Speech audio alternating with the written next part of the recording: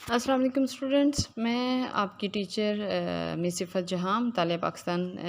Inter کے syllabus کے حوالے سے فرسٹ چیپٹر کا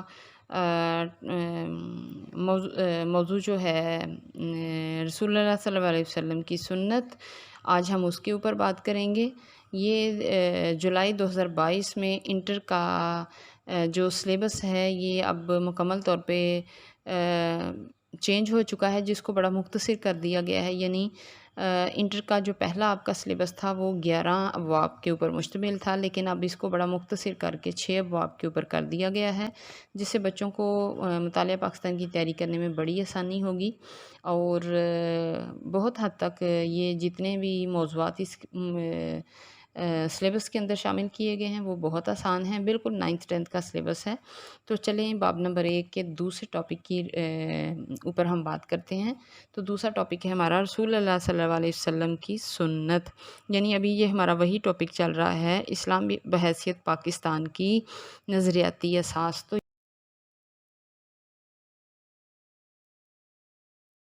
یہاں پہ پہلے ہم نے پڑھا تھا نظریہ کا مفہوم کیا ہے، پھر دوسرے نمبر پہ ہم نے پڑھا کہ نظریہ کے سورس کیا، سورس آف آئیڈیالوجی، یعنی وہ کون سے ذرائع ہیں جو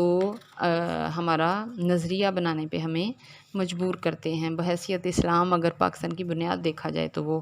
اب ہم دوسرے نمبر پہ بات کریں گے پاکستان کی نظریاتی اساس میں نبی کریم صلی اللہ علیہ وسلم کی سنت کے اوپر بات کریں گے۔ ابھی ہمارا پہلا ہی لانگ کویسچن نمبر 1 جو ہے وہی چل رہا ہے، اس کا یہ سیکنڈ پارٹ ہے۔ تو دوسرے پارٹ میں ہم پڑھیں گے کہ ہمارے پیارے نبی کریم صلی اللہ علیہ وسلم خاتم النبیین صلی اللہ علیہ وسلم نے اسلامی احکامات کو اپنے اقوال اور افعال سے واضح کیا، یعنی اسلامی احکامات کو اپنی عملی زندگی سے اور اپنے اقوال سے، احادیث اور سنت سے واضح کیا، اور قرآن مجید کی تعلیمات کی مفصل تشریح، مکمل طور پہ واضح تشریح جو ہے وہ نبی کریم صلی اللہ علیہ وسلم خاتم النبیین صلی اللہ علیہ وسلم کی سنت سے ہمیں ملتی ہے۔ اس کے بعد ہے کہ جو اسلامی اصول قوانین کا سرچشمہ ہے، اور یعنی نبی کریم صلی اللہ علیہ وسلم کی سنت، آپ کے اقوال، آپ کے افعال، یعنی آپ کی جو زندگی گزارنے کے طور طریقے ہیں، یہ سارے ہمارے اسلامی اصول و قوانین کا سرچشمہ ہے۔ اب نمبر 3 پہ ہم آ جائیں گے کہ سنت ایک عربی اصطلاح ہے، یعنی یہاں پہ یہ آپ کا شارٹ کویسچن بن سکتا ہے کہ سنت سے کیا مراد ہے، اور سنت کے لفظی معنی کیا ہیں۔ تو اس لائن کو آپ انڈر لائن کریں گے، سنت ایک عربی اصطلاح ہے، اس کے لفظی معنی ہیں ایسا راستہ جس کی پیروی کی جائے، یعنی ہم کہیں گے کہ ہمارے آخری نبی محمد مصطفیٰ صلی اللہ علیہ وآلہ وسلم کی سنت پر ہم عمل کرتے ہیں، یعنی جیسا کہ ہم کہتے ہیں نا ہم اپنے نبی کی سنت پر عمل کرتے ہیں، یعنی ایسا راستہ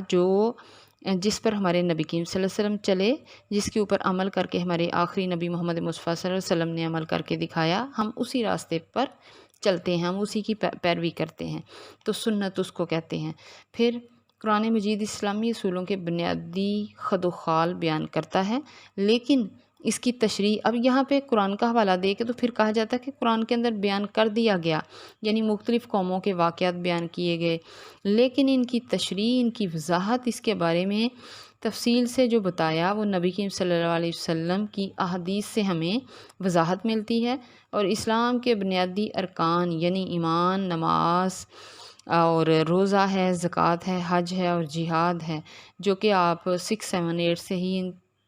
5 ارکان کو پڑھتے آ رہے ہیں، تو ان کی تفصیلات نبی کریم صلی اللہ علیہ وسلم نے بیان فرمائی۔ یعنی اب ان شارٹ یہ بتایا گیا ہے کہ ایسا راستہ، ایسے اصول و قوانین جن کی رہنمائی اپنے افعال اور اپنے اقوال کے ذریعے ہمارے آخری نبی محمد مصطفیٰ صلی اللہ علیہ وسلم نے ہمیں وضاحت دی، ان پر چل کے دکھایا، اور ہم اسی راستے کے اوپر چل رہے ہیں، وہ اس کو ہم کہیں گے سنت، نبی کریم صلی اللہ علیہ وسلم کا ایسا طریقہ جس کی ہم پیروی کریں ان کے افعال اور اقوال کے حوالے سے، وہ سنت کہلائے گا۔ ٹھیک ہے، اب آگے ہم چلیں گے اس کے پوائنٹس کے اوپر۔ رسم و رواج مختلف علاقوں میں اگر دیکھا جائے، یعنی نظریہ کن کن چیزوں کے حوالے سے ہمیں سوچ یا ہماری آئیڈیالوجی بننے میں، ہمارے خیالات بننے میں ہمارے ارادوں کے پختہ ہونے میں کون کون سی ایسی چیزیں ہیں جو ہمیں مضبوط کرتی ہیں، مجبور کرتی ہیں۔ تو مختلف علاقوں کے جو رسم و رواج ہیں، مختلف قوموں کے جو رسم و رواج ہیں، چاہے وہ اس کے معاشرے کے تہذیب سے جڑے ہوئے ہوں، چاہے مذہب سے جڑے ہوں، تو پہلے نمبر پہ ہے رسم و رواج۔ مختلف علاقوں میں پائے جانے والے ایسے رسم و رواج اور ایسی اقدار جو اسلامی تعلیمات کے منافی نہ ہوں، مسلمانوں کو اجازت ہے کہ وہ انہیں اپنے مخصوص خطے یا علاقے میں اختیار کر سکتے ہیں۔ یعنی یہاں پہ ہم نے اسلام کے حوالے سے رسم و رواج جو ہیں اس کی وضاحت دینی ہے کہ اسلام بحیثیت پاکستان کی اساس، تو ہمارے جو رسم و رواج ہیں نا، اس میں بھی ہمیں اسلام کی نمایاں جھلک جو ہے وہ نظر آئے گی۔ ان میں میلے، اجتماعات اور دیگر تقریبات شامل ہیں۔ پھر نظریے کی اہمیت کیا ہے؟ کسی قوم کے لیے نظریہ کیوں اہم ہوتا ہے؟ نظریے کی اہمیت مندرجہ ذیل وجوہات کی بنا پر واضح ہو سکتی ہے۔ اب یہاں پہ ہم ہیڈنگ سے ایک ٹاپک کو لینتھی اور بڑا اچھے طریقے سے ہائی لائٹ کر سکتے ہیں۔ تو پہلے نمبر پہ اس کی ہیڈنگ دی ہوئی ہے کہ خیالات کا عکاس، یعنی کسی مذہب کے جو اصول و قوانین ہوں گے، وہاں کے لوگ اسی کو اپنی زندگیوں کا حصہ جب بنائیں گے تو وہاں کے رہنے والے لوگوں کے سوچ خیالات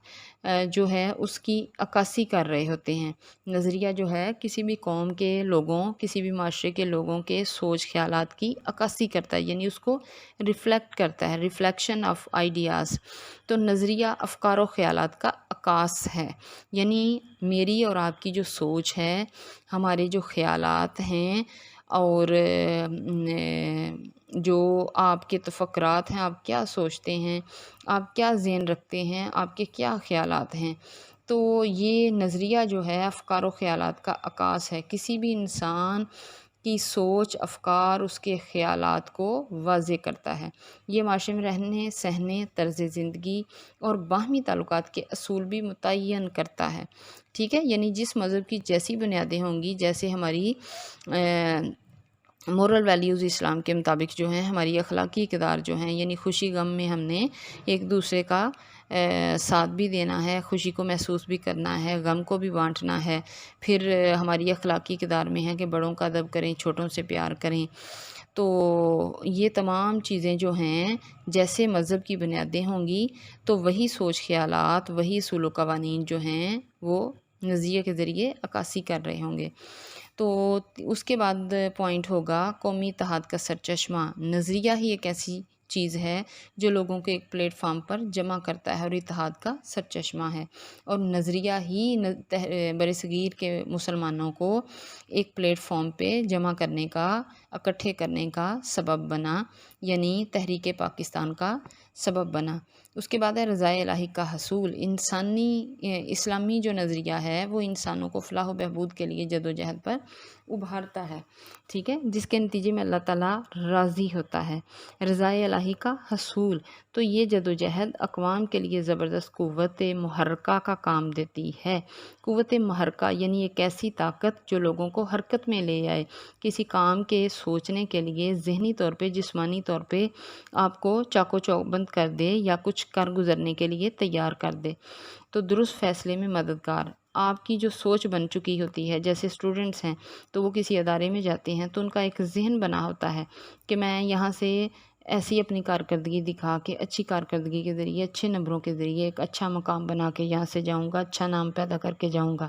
تو یہ کیا ہے؟ درست فیصلے میں مددگار۔ آپ کی سوچ، آپ کا جو ایک نظریہ بن جاتا ہے، آپ کا جو آئیڈیا بن جاتا ہے کہ میں نے فلاں فیلڈ میں جانا ہے، اس فیلڈ تک پہنچنے کے لیے میں نے فلاں ادارے میں، فلاں کلاس میں اتنی محنت کرنی ہے۔ تو یہ کیسے بنے گا؟ آپ ذہنی طور پہ جو سوچتے ہیں، آپ کا جو خیال بنتا ہے، آپ کا جو نظریہ بنتا ہے، تو آپ کا نظریہ آپ کو درست ڈائریکشن کی طرف لے کے جاتا ہے اور آپ کی مدد کرتا ہے۔ پھر اس کے بعد ہے ثقافت کو برقرار رکھنے میں معاون، یعنی آپ کے جو مذہبی لحاظ سے اصول و قوانین ہیں اور آپ اس ملک کے اندر اپنے مذہب کے مطابق زندگی گزار رہے ہیں، معاشرے کے اندر معاشی لحاظ سے، مذہبی لحاظ سے، ثقافتی لحاظ سے، ہر پہلو کے لحاظ سے جو زندگی گزار رہے ہیں، تو آپ کا نظریہ ہی ہے جو آپ کو رسم و رواج، ثقافت کو برقرار رکھنے میں مدد کرتا ہے۔ اسلامی نظریہ جو ہے ان اسلامی اقدار کا عکاس ہے جن کی نبی کریم صلی اللہ علیہ وسلم خاتم النبیین نے تعلیم دی اور عمل کر کے دکھایا، یعنی ثقافت کو برقرار رکھا۔ اب یہاں پہ ہم نے اسلام کا حوالہ جو ہے نا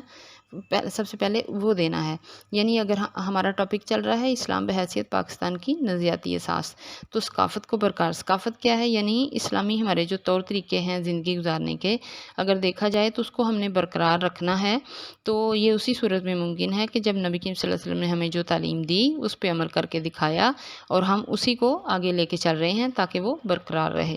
تو یہ تھا ہمارا پہلا لانگ کویسچن، جس کا سیکنڈ پارٹ ہم نے ہمارے سیکنڈ لیکچر میں پہلے لانگ کویسچن کا سیکنڈ پارٹ مکمل ہوا. تو اس طرح ہمارے پہلے باب کا پہلا لانگ کویسچن جو ہے وہ مکمل ہوا. آگے ہماری تھرڈ جو ہوگی تھرڈ لیکچر کی جو ریکارڈنگ ہوگی اس میں ہمارا نیا ٹاپک ہوگا دو قومی نظریہ، یعنی ٹو نیشن تھیوری. تو ٹو نیشن تھیوری جو ہے وہ انشاءاللہ ہم کل اس کے اوپر بات کریں گے. تو تب تک کے لیے آپ باب نمبر 1 کے پہلے لانگ کویسچن کے جو 2 لیکچرز میں نے آپ لوگوں کے ساتھ شیئر کیے ہیں ان کو سنیں، اور ان کے حوالے سے کسی بات کی سمجھ نہ آئی ہو تو آپ کامنٹ سیکشن میں اپنے کامنٹ دے سکتے ہیں. کسی بھی حوالے سے کچھ پوچھنا چاہیں تو آپ پوچھ سکتے ہیں. تب تک کے لیے اللہ حافظ.